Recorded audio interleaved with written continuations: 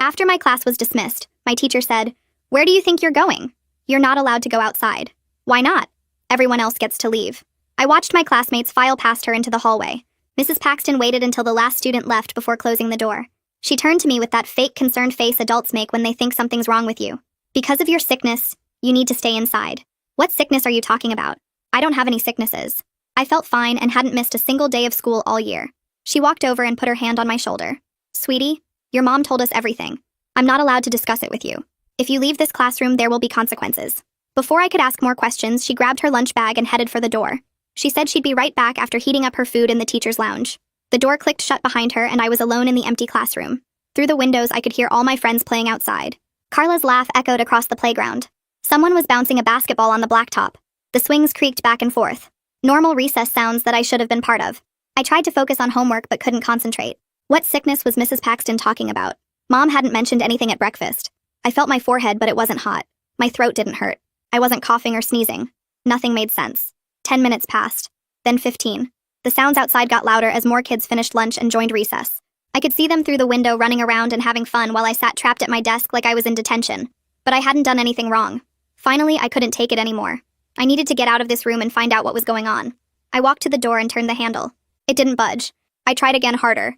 The door was locked from the outside. Mrs. Paxton had actually locked me in. Panic started creeping up my chest. This wasn't normal. Teachers don't lock students in classrooms. I banged on the door, hoping someone in the hallway would hear me. The sound echoed in the empty room, but no one came. Through the little window in the door, I saw Mr. Almonte walking by with his coffee mug. I knocked frantically on the glass until he noticed me. He looked confused and came over to investigate. I could see him trying the door handle from the outside. "Please let me out." I pressed my face against the glass. He was reaching for his keys when Mrs. Paxton appeared out of nowhere. She grabbed his arm and pulled him aside. I couldn't hear what she whispered, but I saw his expression change. His eyes went wide, and he actually took a step back from the door. Mrs. Paxton whispered something else, and Mr. Almonte's face went pale. He looked at me through the window like I was dangerous, like I was some kind of monster instead of a normal fifth grader. Without a word, he backed away and hurried down the hall. Mrs. Paxton gave me a sad smile through the window before walking away too. She didn't even try to explain, just left me locked in like a prisoner. I slumped against the door, feeling more alone than ever. The classroom phone on Mrs. Paxton's desk caught my eye. If no one would tell me what was happening, maybe Mom would. I knew I wasn't supposed to use it, but this was an emergency. Being locked in a classroom had to count as an emergency. I dialed Mom's cell number from memory. She picked up on the third ring, sounding distracted. Probably working from home like usual. She asked why the school was calling, and I explained everything. The locked door, the mysterious sickness, the way Mr. Almonte looked terrified of me. Mom went quiet for so long I thought the call dropped. Then I heard her sigh. Not an annoyed sigh, but a sad one. The kind she made when she had to tell me something bad, like when Grandpa got sick. I was hoping we'd have more time before this conversation. Her voice was shaky. "Mom, what's wrong with me? What sickness does everyone know about except me?" I gripped the phone tighter. "Oh, honey, I should have told you sooner, but I didn't know how. The doctor said it might not manifest until you were older, but I guess it's starting now." She was definitely crying. "What's starting?" "Mom, you're scaring me." My own eyes started watering. "Listen carefully. What I'm about to tell you is going to change everything. You have something called latent aggressive response syndrome, and it runs in families." Mom's voice cracked on the last word. My legs went weak, and I slid down the wall until I was sitting on the floor with the phone pressed against my ear. Sometimes, without warning, you might hurt people without meaning to, or even remembering it afterward. The phone slipped from my hand and clattered on the floor while Mom's voice kept calling my name through the speaker. My hands were shaking so bad I couldn't pick it back up at first. This had to be some kind of mistake because I'd never hurt anyone in my whole life. I finally grabbed the phone with both hands and brought it back to my ear. Mom was crying harder now, and her words came out between sobs. Grandpa had it too, and that's why we stopped visiting him at the nursing home. My stomach twisted into knots, remembering how Grandpa used to throw things and yell before they took him away. The doctors thought you wouldn't show any signs until you were much older, or maybe never at all, but I guess they were wrong. The classroom door opened, and Mrs. Paxton walked in carrying her lunch container. She saw me on the floor with the phone and rushed over, but stopped about 3 feet away like there was an invisible wall between us. "I'm so sorry, sweetie, but the school has protocols when parents report these conditions to protect everyone." She knelt down, but kept that same careful distance while watching me like I might explode at any second. Mom's voice came through the phone explaining that yesterday, I had an episode at home that I didn't remember at all. "You threw books and screamed at me for 20 minutes straight, and when it was over, you just went back to watching TV like nothing happened." My brain felt fuzzy trying to remember yesterday afternoon, but all I could picture was doing my math homework at the kitchen table and then watching cartoons. "I don't remember any of that happening." The words came out louder than I meant them to. Mom's voice got quieter and sadder. "That's part of the condition, honey, because people black out during episodes and don't remember what they did." My chest felt tight like someone was squeezing it, and I couldn't get enough air into my lungs. Mrs. Paxton gently reached for the phone, and I let her take it because my hands wouldn't stop shaking. She stood up and walked to her desk while talking to Mom about next steps and safety protocols and medication schedules. I sat there on the cold floor trying so hard to remember yesterday, but my mind kept coming up blank except for normal boring stuff like homework and TV and eating dinner. The door opened again and 2 more people came in, but stayed near the entrance like Mrs. Paxton had. The school counselor, Ms. Stover, was holding a clipboard, and the nurse, Ms. Banks, had her medical bag, but neither of them came any closer. Mrs. Stover used that careful voice adults use when they think you might break into pieces. "How are you feeling right now? Are you experiencing any anger or frustration?" Ms. Banks stayed behind her writing something on her clipboard while watching me from across the room. "I'm just scared and confused because I don't understand what's happening." My voice came out shaky and weak. Ms. Banks wrote more notes and whispered something to Ms. Stover, who nodded and wrote on her own clipboard. They explained that I needed to stay isolated in this room until Mom could arrive with my medication, that apparently helps prevent episodes. What medication? I don't take any medicine. But even as I said it, I remembered the vitamins Mom gave me every morning with breakfast. Were those not really vitamins at all? Mrs. Paxton hung up the phone and came back over, but still kept that same distance. "Your mom is on her way and she's bringing everything we need to keep you safe." The way she said safe made it sound like I was the dangerous one, not them. Mrs. Stover pulled a chair from a desk and sat down near the door, still holding her clipboard. "We're going to stay here with you until your mom arrives, just as a precaution." Ms. Banks checked her watch and made another note. "Has she been taking her medication regularly?" Mrs. Paxton shook her head and explained that Mom had mentioned something about side effects and adjusting doses. The 3 adults exchanged worried looks that made my stomach hurt even worse.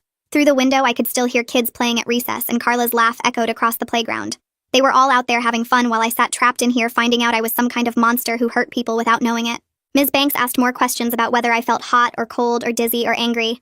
I just felt scared and sick and wanted Mom to get here and explain everything better. The adults kept writing notes and whispering to each other while watching me like I was a wild animal that might attack at any moment. Every few minutes, one of them would ask how I was feeling or if I needed water or if anything hurt. Time moved weird and slow, like when you're waiting at the doctor's office, except way worse because I was the one who was sick with something I didn't even know existed until 5 minutes ago. The classroom door opened again about 20 minutes later, and Mom rushed in carrying her big purse and looking like she hadn't slept in days. Her hair was messy and her eyes were red and puffy from crying, and she had this small orange bottle in her hand that she gave straight to Ms. Banks. Mom looked at me sitting on the floor and started toward me, but Mrs. Stover put her hand up and Mom stopped halfway across the room. Ms. Banks was reading the label on the bottle and her face got all confused and she shook it to hear the pills rattling inside. "These are just vitamins," she said, turning the bottle to show Ms. Stover. Mom's face went white and she started crying harder and admitted she'd been giving me vitamins instead of the real medicine for the past 3 months. The room got really quiet except for Mom's crying and I could hear the clock ticking on the wall. Ms. Banks asked Mom where the actual medication was, and Mom said she threw it away because it was making me act like a zombie who couldn't think or play or be myself anymore. The door opened again and Mr. Wang walked in, wearing his usual suit and tie, but looking more serious than I'd ever seen him. He asked Mom why she stopped giving me the prescribed medication when the doctor said it was necessary for everyone's safety. Mom told him the medicine made me sleep 14 hours a day, and when I was awake, I just sat there staring at nothing and couldn't even do simple math problems anymore. Mr. Wang pulled out his phone and said we needed to call my doctor immediately to understand what the real risks were without medication. Mom gave him a number, but warned that Dr. McNamara would say I was dangerous and needed to be locked up somewhere. While Mr. Wang stepped into the corner to make the call, Ms. Stover came closer to me but still stayed about 5 feet away and sat down on the floor too. She said lots of kids have conditions that need special help and management, and that didn't make them bad people.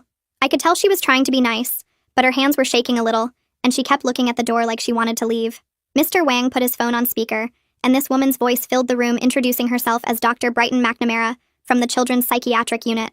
She started explaining that without my medication, episodes could happen every single day, and get worse each time until someone got seriously hurt. The doctor said I needed to restart the medicine right away, and be watched in a hospital for at least 72 hours to make sure I didn't have a bad reaction. Mom started arguing with her about how the medicine turned me into a different person, who couldn't laugh or play, or even recognize my own friends. Dr. McNamara's voice got harder, and she said being a zombie was better than hurting someone or worse, and that made my stomach feel like it was full of rocks. Mr. Wang looked at me and then back at his phone and said I couldn't return to regular classes until the medication was working, and I was stable. He said they were moving me to the special education room starting tomorrow, where there would be more adults watching and fewer kids who could get hurt if something happened. That's when I started crying for real, because special ed meant everyone would know something was wrong with me, and all my friends would find out I was dangerous. Carla would probably never talk to me again, and nobody would want to sit with me at lunch or pick me for their team in gym class anymore. Ms. Stover reached into her pocket and pulled out her own phone, saying she knew someone who might be able to help us understand better. She said Mom's colleague Raul Sosa had a son with the same condition, and maybe he could explain what we should expect and how to handle everything. Mom nodded and wiped her face with a tissue from her purse while Ms. Stover dialed the number. Through the window, I could see kids starting to come back inside from recess, and I wondered if they knew their classmate was locked in here like some kind of monster. Ms. Banks was writing more stuff on her clipboard, and Mr. Wang was asking Dr. McNamara about different medication options and doses. The doctor kept saying the same thing over and over about how I was a danger to myself and others without proper treatment. Mom walked closer to me but still stayed back when Ms. Stover held up her hand again like I might attack at any second. I wanted to tell them I felt completely normal and wasn't angry or upset except about being locked in here, but nobody was really listening to me anyway. Mrs. Stover got through to Mr. Sosa and explained the situation while everyone else kept talking about medicines and hospitals and special rooms. I pulled my knees up to my chest and put my head down because everything was happening so fast and nothing made sense anymore. The adults kept using big medical words I didn't understand and making plans about my life without even asking me what I thought or felt. Mrs. Banks said something about calling an ambulance if I showed any signs of aggression, and that made me want to scream. But I knew that would just make everything worse. Mom was arguing with Dr. McNamara again about trying a lower dose first, but the doctor said that wasn't safe, and we needed to start with the full amount. Mr. Wang hung up the phone and told Mom we needed to make a decision right now about whether to take me to the hospital voluntarily or wait for child services to get involved. Mom looked at me with the saddest face I'd ever seen and said we'd go to the hospital, but she wanted to pack some of my things first. Ms. Stover said Mr. Sosa was on his way to the school and would meet us at the hospital to help explain everything better since he'd been through this with his own kid. 20 minutes later, the classroom door opened and a tall man with gray hair walked in carrying a folder and a phone. He looked right at me and smiled. Not the fake smile adults use when they're scared, but a real one like when Dad used to smile at me before the divorce. He walked over and sat down in the tiny chair next to my desk, which made his knees stick up almost to his chest, and he didn't seem to care how silly he looked. He told me his name was Raul, and his son had the same thing I did, and was doing great in high school now playing soccer and getting good grades. He pulled out his phone and showed me a video of a kid in a blue uniform kicking a ball into a goal while other kids cheered and high-fived him. The kid looked happy and normal and not like someone dangerous at all. He swiped to another video of the same kid laughing with friends at what looked like a birthday party with cake and presents everywhere. Mr. Sosa explained that the medicine did make his son feel weird at first, but the doctors figured out the right amount, and now he barely noticed taking it. He said it took about 3 weeks to get the dose right, and during that time his son felt tired and confused, but it got better. Mom had been quiet in the corner, but suddenly she started talking fast about how she'd been pretending everything was fine, even though she knew it wasn't. She rolled up her sleeves and showed everyone purple and yellow marks on both arms that I'd never seen before. She said I'd grabbed her last week when I got mad about not being allowed to go to Carla's sleepover and I didn't remember any of it. My stomach felt like it dropped through the floor and I stared at those bruises trying to remember grabbing her, but there was nothing in my brain about it at all. The room started spinning and I had to put my head down on the desk because I thought I was going to throw up right there. Mrs. Banks stood up and said we needed to go to the hospital immediately to restart the medication under supervision, because that was the protocol when someone had been off their meds and showing escalation. She said they had special rooms for kids like me where doctors could watch and make sure the medicine was working right. Mom started putting my books and pencils in my backpack while Mrs. Paxton went to the door and looked out at the hallway. She said she'd tell my classmates I went home sick, which wasn't really a lie since I did feel sick knowing I hurt Mom and didn't remember. Through the window, I could see all the kids from my class playing tag on the playground, and Carla was it, chasing everyone around laughing. They had no idea their friend sitting inside was someone who could hurt people without even knowing it. Mr. Wang made some phone calls while Ms. Stover helped Mom gather my things from my cubby in the back of the room. But everyone was moving around me like I was a bomb that might go off, and I just sat there feeling smaller and smaller. The drive to the hospital took forever with Mom crying quietly in the front seat while I stared out the window at normal people doing normal things. At the hospital, they took us straight to a special part on the 3rd floor with locked doors and cameras everywhere. The room they put me in had soft blue walls with padding and no sharp corners on anything. The bed was bolted to the floor and the window had thick plastic over it instead of glass. A nurse in purple scrubs sat in a chair right outside my door where she could see everything I did through a big window. They gave me the medicine in a little paper cup and watched me swallow it and then checked my mouth to make sure I really took it. Within an hour, everything felt different, like I was underwater trying to move through thick syrup. Mom sat in the corner chair crying and filling out papers while doctors kept coming in asking me questions about how I felt and if I remembered things. They asked the same questions over and over like they were trying to catch me lying, but I wasn't lying. I just couldn't think straight with the medicine making my brain feel like cotton. Dr. McNamara showed up that night and looked at my chart and said the dose was too high and adjusted it down a little bit. She promised it wouldn't always feel this bad, and they just needed to find the right balance for my body. She said some kids needed more and some needed less, and it was like solving a puzzle to get it right. That first night I barely slept because the nurse kept shining a flashlight in my room every hour to check on me, and the medicine gave me weird dreams when I did fall asleep. The next morning felt a little better but still foggy, and they brought me breakfast on a plastic tray with no fork or knife, just a spoon. Around lunchtime on the second day, something happened that I don't remember at all, but they showed me the video later. In the video, I was sitting on my bed and then suddenly stood up and threw my juice cup at the wall and started yelling at the nurse about wanting to go home. My face looked angry and mean in a way I'd never seen before, and then just as suddenly as it started, I sat back down like nothing happened. The nurse in the video stayed calm and wrote something on her clipboard while someone came to clean up the juice. When they showed me the video, my hands started shaking, because that angry person didn't look like me or sound like me, but it was definitely my body doing those things. The nurse asked if I wanted to watch it again, but I shook my head so hard it made me dizzy, and she put the tablet away in her pocket. My hands wouldn't stop shaking, and I kept looking at them like they belonged to someone else because those hands in the video threw things and made fists. The nurse wrote something on her clipboard and left to get the doctor, while I sat on the bed with my knees pulled up to my chest, trying to make myself as small as possible. Through the door window, I could see Mom talking to someone in the hallway, and she kept wiping her eyes with a tissue. The next morning, Mr. Sosa came back, but this time he brought someone else with him, and it was a teenager wearing a soccer jersey and jeans. The teenager looked normal like any high school kid you'd see at the mall or wherever, and Mr. Sosa said this was his son who had the same thing as me. The son sat in the chair across from my bed and told me he was diagnosed when he was 8, after he pushed a kid off the playground equipment without remembering it. He said the first year was hard with all the medicine changes and people being scared of him, but now he played varsity soccer and had a girlfriend, and most people at the school didn't even know about his condition. He showed me a pill container on his keychain that looked like a regular decoration, and said he took his medicine at lunch every day, and nobody noticed or cared. Mr. Sosa's son said the foggy feeling gets better once they find the right dose, and pretty soon I wouldn't even notice it anymore, just like wearing glasses makes everything clear after a while. While they visited, Mom left for a couple hours, and when she came back she looked different somehow, like less tight in her shoulders. She said she went to a support group for parents of kids with our condition, and met other moms and dads going through the same thing. She said one mom had been dealing with this for 10 years, and her daughter was in college now studying to be a teacher. Mom sat on my bed and held my hand, and said she was sorry for lying about the medicine, and for not preparing me better, but she was learning how to help me the right way now. On the third day I woke up and my head felt clearer, like someone had turned down the volume on the fog from 10 to maybe a 6. The nurse noticed I was more alert and called Dr. McNamara, who came in and checked my eyes with a little light, and asked me to follow her finger back and forth. She said my body was adjusting well and we were finding the sweet spot where the medicine controlled the episodes but didn't make me too drowsy. I hadn't had any episodes for 2 whole days, which she said was a good sign the medicine was working. The hospital social worker came that afternoon with a big binder and sat with Mom and me to make something called a safety plan. She had charts showing warning signs to watch for, like getting a headache behind my eyes, or feeling hot and tingly in my hands, or hearing sounds get muffled like being underwater. She gave us a list of steps to follow if I felt an episode coming, like finding a safe space away from people and doing breathing exercises and calling Mom right away. The social worker also had papers about my rights at the school and accommodations they had to provide by law, which made Mom sit up straighter and take lots of notes.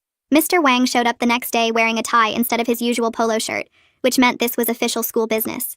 He said they'd been preparing for my return with special training for staff and setting up a quiet room where I could go if I needed space. He said Ms. Stover would check on me throughout the day and help me recognize warning signs since she had special training in behavioral conditions. He brought my homework from Mrs. Paxton, which seemed weird to think about math problems when my whole life was different now. But Mom said keeping normal routines was important.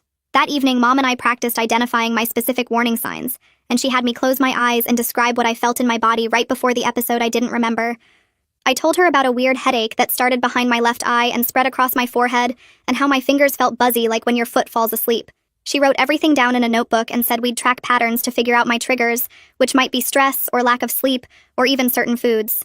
The doctor said I was stable enough to go home after 5 days, and Mom packed up my stuff while the nurse removed the IV from my arm, which left a purple bruise. The ride home felt strange because everything looked the same outside, but I knew nothing would actually be the same anymore. When we got to the house, I noticed things were different, like the glass vase that used to be on the coffee table was gone, and the sharp corners of the furniture had foam bumpers stuck on them. Mom had moved all the kitchen knives somewhere I couldn't see them, and replaced my regular drinking glasses with plastic ones.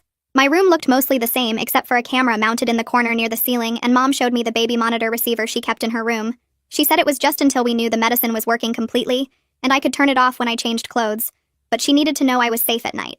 That first night in my own bed, I laid awake scared that I might sleepwalk and hurt Mom without knowing it, but she said the monitor would alert her if I got up. The weekend came and Mom said we were going somewhere special, which turned out to be the care facility where Grandpa lived. I hadn't seen him in over a year, and Mom always said he was too sick for visitors, but now I understood what kind of sick she meant. Grandpa was in a wheelchair in the common room, and his wrists had soft straps holding them to the armrests, but his eyes lit up when he saw me. He told me I was brave for starting medicine so young, and that treatments were much better now than when he was diagnosed 40 years ago. For the first time, I understood why he lived there with nurses watching him, and why sometimes they had to use the straps to keep him from hurting himself or others during episodes. Grandpa wheeled himself closer to me, and the nurse stepped back but stayed nearby watching us carefully. His hands shook a little when he reached out to pat my knee, and I could see old scars on his arms that made my stomach hurt because I knew how they got there. He told me about when he was my age and first started having episodes and how back then nobody understood what was happening, so they just called him a bad kid and sent him to special schools where they locked kids up. He said the medicine they had then made him so tired he could barely stay awake in class, but now the drugs were way better, and I was lucky to be starting treatment young. The nurse brought us juice boxes and cookies, and Grandpa showed me exercises he learned to calm himself down when he felt an episode coming, like pressing his palms together really hard and counting backwards from 20. He made me practice the exercises right there in the common room, while other residents watched TV and played cards like this was all totally normal. Mom took notes on everything Grandpa said and asked him questions about his triggers and warning signs, and he said stress was the biggest one for him, especially when people didn't understand his condition. Before we left, Grandpa grabbed my hand with both of his and said I was braver than he ever was at my age, and that things would get better once everyone understood what was happening. The drive home was quiet, and I stared out the window thinking about going back to the school on Monday, and how everyone would look at me different now that they knew. Sunday night I barely slept, even though the medicine usually knocked me out, because I kept imagining walking into class and seeing all those faces staring at me like I was some kind of monster. Mom made my favorite pancakes Monday morning, but I could only eat a few bites before my stomach started hurting from nerves. She drove me to the school instead of letting me take the bus, and I saw parents in the parking lot turn to stare at our car when we pulled up. The front doors looked huge and scary, and I wanted to ask Mom to take me home, but I knew I had to face this eventually. Ms. Stover was waiting right inside the entrance wearing a bright yellow sweater, and she smiled at me, but I could tell she was nervous too by the way she kept adjusting her glasses. She walked beside me down the hallway, and other kids pressed against the walls to get out of our way, even though there was plenty of room to pass. Some whispered to each other and pointed, and I heard someone's mom say something about keeping her kids safe, but Ms. Stover just kept walking and talking about how nice the weather was. We got to Mrs. Paxton's room 5 minutes after the bell rang, and I could hear everyone inside already doing morning work. Mrs. Stover knocked, and Mrs. Paxton opened the door with this big fake smile that didn't reach her eyes, and she said welcome back in this super careful voice like I might explode if she talked too loud. Every single kid in the room turned to stare at me, and the whispering started immediately, even though Mrs. Paxton clapped her hands for quiet. My desk wasn't where it used to be in the middle row, but had been moved right next to the door, and there was extra space around it like a bubble where no other desks were close. I sat down and pulled out my pencil case and tried to act normal, but I could feel everyone watching every move I made. The girl who used to sit next to me had been moved 3 desks away, and when I looked at her, she quickly turned around. Carla was in the back row and wouldn't look at me at all, just kept her head down working on her math sheet like it was the most interesting thing ever. Mrs. Paxton started teaching about fractions but kept glancing at me every few seconds like she was checking if I was okay. When the lunch bell rang, everyone grabbed their lunch boxes and rushed out, but I stayed in my seat because Ms. Stover had told me she'd come get me. She showed up right on time and walked me to her office, which had a small table set up with my lunch already waiting. She said this was just temporary while everyone adjusted, but we both knew it was really because parents were scared I might hurt their kids in the cafeteria. I ate my sandwich while she did paperwork, and through her window I could see the playground where everyone was playing kickball and tag without me. After lunch was recess, and Ms. Stover said I could read in the library or help her organize papers, but I asked if I could just watch from the window.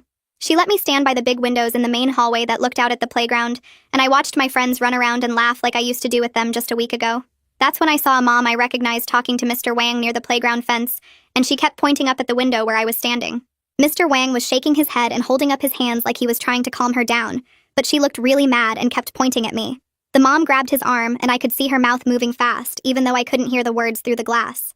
Mr. Wang gently pulled his arm away and took out his phone to show her something, but she pushed the phone away and stomped toward the building.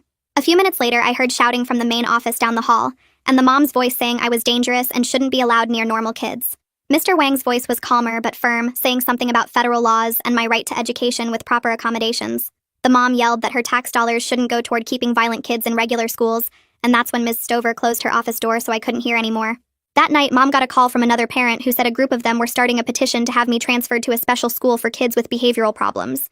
Mom started crying and said she'd failed to protect me, and maybe we should just move to a different town where nobody knew about my condition. But the next day, Mr. Sosa called and said he was organizing a meeting with other parents whose kids had similar conditions, and they were going to the school board meeting to share their stories. He said his son had graduated high school with honors, even with his condition, and 2 other families had success stories too. The school sent home a letter that week saying they were doing special education sessions about neurological conditions for all students and parents. The letter didn't mention my name, but everyone knew it was because of me since I was the only kid who'd been locked in a classroom and taken away in front of everyone. The next day at lunch, I was eating in Ms. Stover's office again when I heard voices outside her door and recognized Jake from my math class asking if he could talk to me. Mrs. Stover opened the door, and Jake stood there holding his lunch tray looking nervous but curious, and asked if my medicine was like his brother's ADHD pills. I nodded, and he sat down across from me and started asking questions about whether I really couldn't remember the bad times. And I told him it was like waking up from a dream you can't quite catch. He said that was weird but kind of cool in a scary way, and then asked if I wanted to trade my chips for his cookies, which felt like the most normal thing that had happened in weeks. The next few days, more kids started saying hi in the hallway, and Maya asked if I was coming back to art class soon, and Tyler wanted to know if the medicine made me feel funny. I answered their questions the best I could, and slowly the staring stopped, and I wasn't the scary girl anymore, just the girl with the condition that needed medicine. 2 weeks after the education sessions, Carla walked up to me during indoor recess while I was reading in Mrs. Stover's office, and she stood in the doorway for a long time before finally saying her mom had explained everything about my sickness. She said she was still scared because she'd never known anyone who could hurt people without meaning to, but she missed being my friend and wanted to know if we could try again. I started crying and nodded, and she came over and sat next to me but not too close, and we just sat there for a while not talking, but it felt better than all the talking in the world. She asked what signs to look for if I was getting bad, and I told her about the headache and tingling hands and how my voice gets flat right before it happens. We made a plan where she'd tap her pencil 3 times on her desk if she noticed me acting different, and I'd go to Ms. Stover right away.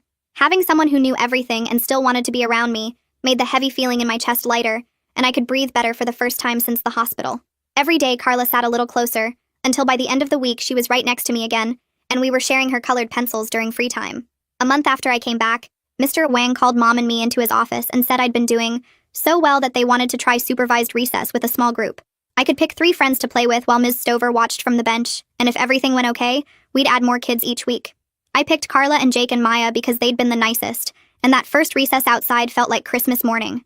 We played 4 square on the blacktop, and Ms. Stover sat on the bench with her coffee watching but not interfering, and for 20 minutes I felt like a regular kid again. Jake kept making jokes about how I threw the ball like a robot because of my medicine, and Maya said at least I didn't throw like Jake's little sister, and we all laughed and it was perfect. Every week they added 2 more kids to my recess group, and by the second month almost half the class was playing with me, though some parents still complained to Mr. Wang about safety. Mom started taking me to see Dr. McNamara twice a week for family therapy, where we sat in her office with the fish tank and talked about how guilty Mom felt for lying about my medicine. Dr. McNamara helped us make charts about managing my condition together and taught Mom how to spot my warning signs better than even I could. We practiced what to do if I felt an episode coming and made emergency plans for different situations like being at the store or at someone's house. Mom cried a lot during those sessions, but Dr. McNamara said that was normal and part of healing from the trauma of finding out your kid has something scary. 3 months after the whole thing started, I'd only had 2 small episodes, and both times I felt them coming and got to a safe space before anything bad happened. My medicine dose was finally right, and the foggy feeling was mostly gone, though I still felt a little slow in the mornings before it kicked in. The shaking hand side effect had stopped, and I could write normally again, which made homework much easier. Mr. Wang sent a letter home saying the integration program had been successful, and they were using what they learned from me to help other kids with hidden conditions. 3 other students came forward about their own conditions after seeing how the school handled mine, and they got support plans too. At the end of year celebration in June, they called my name for a special award, and I walked up to the stage thinking I was in trouble, but Mr. Wang handed me a certificate for courage and resilience.